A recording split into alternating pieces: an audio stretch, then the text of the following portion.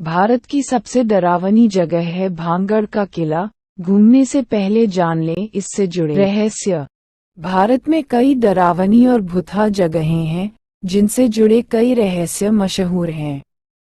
लोग हर साल इन डरावनी जगहों पर जाना पसंद करते हैं। यहाँ का माहौल और रहस्यमयी कहानियाँ लोगों को अपनी ओर आकर्षित करते हैं।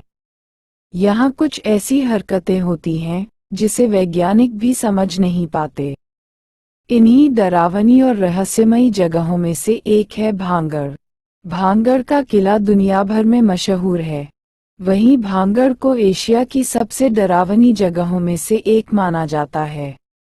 कुछ लोग भांगड़ के किले को भुतहा कहते हैं तो कई लोग इस जगह को खतरनाक बताते हैं। हालांकि जिन्हें रोमांचक सफर पर जाना पसंद है, वह राजस्थान में स्थित भांगड़ के किले को घूम सकते हैं।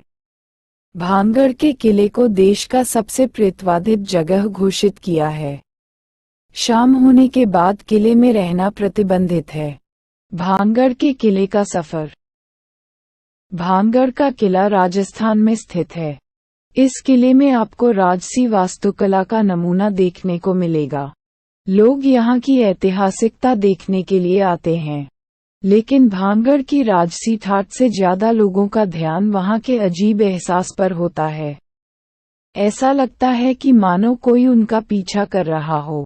एक खास बात यह भी है कि अपने अंदर डरावने एहसास को छुपाए रखे इस किले में लोग लंबे समय तक ठहर नहीं पाते। शाम होने से पहले लोगों को भांगड़ के किले से बाहर निकल जाना होता है। शाम के बाद यहाँ रुकने की मनाही होती है।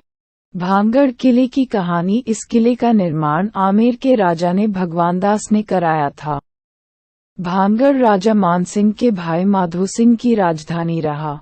मानसिंह को अकबर का बहुत करीबी माना जाता था। भांगड़ से 5 किलोमीटर दूर है सोमसागर तालाब, जिसके किनारे से एक पत्थर मिला था। इस पत्थर से पता चला कि माधो सिंह अकबर के दरबार में दीवान थे।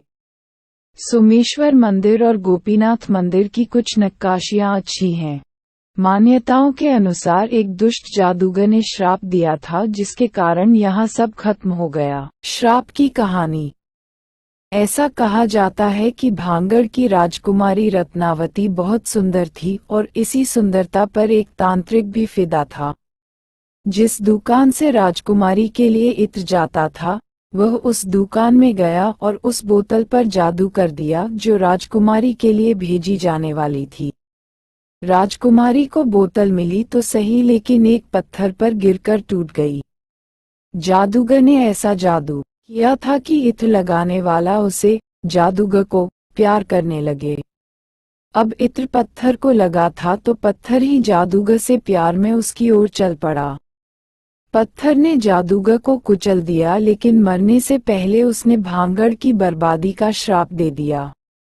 कुछ वक्त के बाद एक युद्ध हुआ जिसमें भांगड़ तबाह हो गया और यहाँ रहने वाले सभी लोग मारे गए। एक और कहानी के मुताबिक यहाँ एक साधु रहते थे और महल के निर्माण के वक्त उन्होंने चेतावनी दी थी कि महल की ऊंचाई कम रखी जाए ताकि परछाई उनके पास तक न आए। लेकिन बनाने वाले ने इस बात का ध्यान नहीं रखा और अपनी मर्जी से महल को बनाया।